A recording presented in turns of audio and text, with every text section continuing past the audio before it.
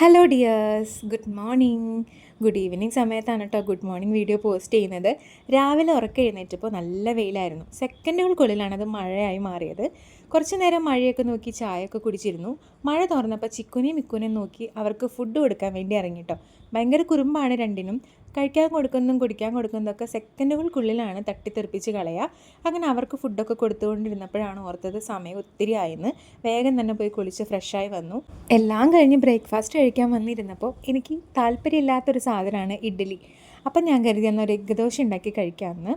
ഒഴിച്ചതും പരത്തിയതൊക്കെ സെറ്റായി. മുട്ട പൊട്ടിച്ച് ഒഴിച്ചു, അതിലേക്ക് ആവശ്യത്തിന് ഉപ്പിട്ട് കൊടുത്തു, പിന്നെ കുറച്ച് കുരുമുളക് പൊടിയും തൂവി കൊടുത്തു. എല്ലാം ഓക്കെ ആയിരുന്നു.